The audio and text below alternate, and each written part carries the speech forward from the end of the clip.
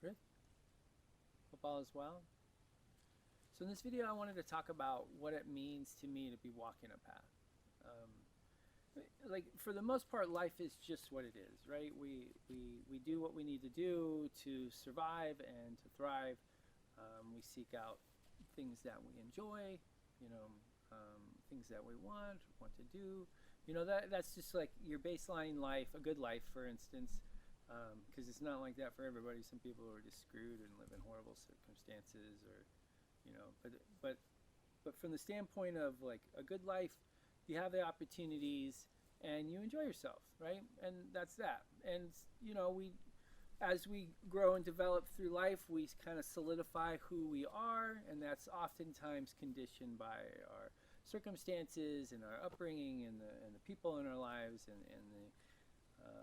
the information that we watch or listen to or read. Like all those things kind of shape us as we grow up, and then when we reach a certain point, personality and kind of character traits and things have solidified, and so there it is. That's what we are, and we go through life the best we can and try to enjoy as much as we can.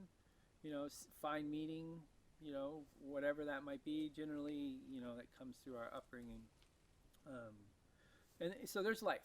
But walking a path is first and foremost, it's actually stepping back and looking at all that and being like, do I even agree with these beliefs or this behavior or this stance, right? Like these things that we had been conditioned to experience through life, and we, at one point or another adopted it, for be it that it was just easier or it's just like, authority that we looked up to, that, we're like, yeah, we love you, we agree with you, so we adopt your beliefs.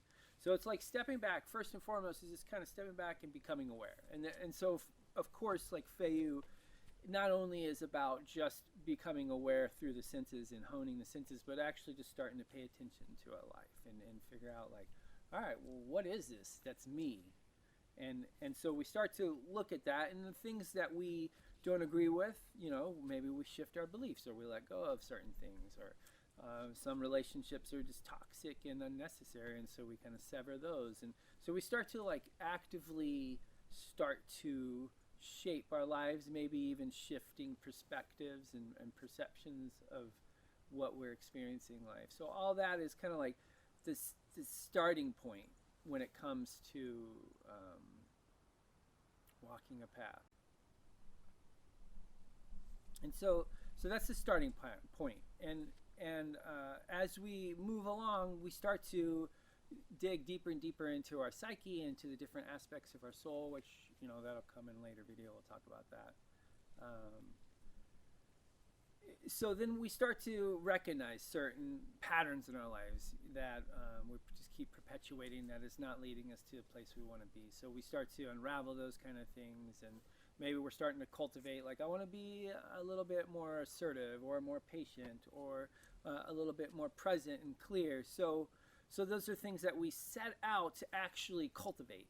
Like, we don't just stop at some point, or 18 or whatever point, like, that's it, we're done developing, and who we are is who we are, and yeah, fuck that shit. Like, no. I don't know about you, but I definitely wasn't raised in the circumstances where it developed, the best person.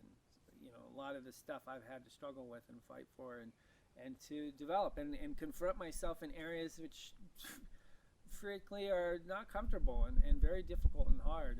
And so that's all part of walking a path, is that conscious, concerted effort towards developing yourself and improving your life, and gaining control of your mental sphere and starting to work with the emotions and utilizing them instead of being manipulated and controlled by them. To start to address belief structures that have just been, we have adopted at some point or another, but you taking a step back, it's just like, no, I actually don't believe in that, right? And then we make adjustments. Now, the other side of the path too, which I think people that I've worked with in the past, and even myself, there's times where just learning the path and learning the practices, and like, I know what needs to be done, and I know that this is an issue in my life, but there's this sense of like just gaining that knowledge and the understanding of what to do is like, okay, well then, I'll work it out, it'll work out. Or maybe when I'm ready, whenever that is, like in my experience, more times than not, the things that we don't want to change we're never going to be ready for that. So, yeah, so it's the daily activities too, right? So we're setting aside a specific amount of time every day to do this practice, even if it's just 15 minutes, so that, and what in my experience, what happens is once you start with it, then it just, you're in the vibe, the energy's building, and then there's a tendency to practice longer than we actually set out. But just setting aside like 15 minutes of the day, I mean, seriously, that is not a lot of time. There's no reason or no excuse to like at least set aside a little bit of time to do a practice, to bring awareness, to start to think about yourself, to look into your reality and your world and your mind, and see what's there, and start to address those things that are tripping you up and messing you up. And so here's this practice. Let's say I wanted to work on being more present in circumstances that are intense. So here I am. I'm going through my day. I go to work, and then all of a sudden there's this drama and stuff.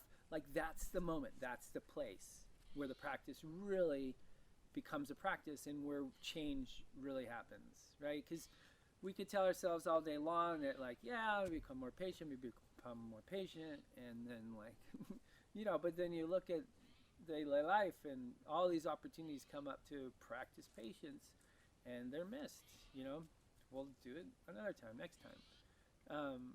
So that's it. The part of the practice or walking a path is really like, it's part of your life, right? It's not this thing that you do once a week. You go to church and you do this thing. No, it's like your mind is resting on these practices, this path, you're like inundating your mind with information and trying to open up to conversations, even if it's online, just, to have those interactions, exchange, because that's essential. In the Havamal, Odin tells us, like, that's where real wisdom comes, is when there's that reflection. Because you could be as wise as you can, but you come down to the city and you just get robbed and jacked, and people just make you look like a fool. So it's like the experience is necessary in order to create the growth, in a sense. Like, the interaction of different energies creates new experiences and new realities in a very real way.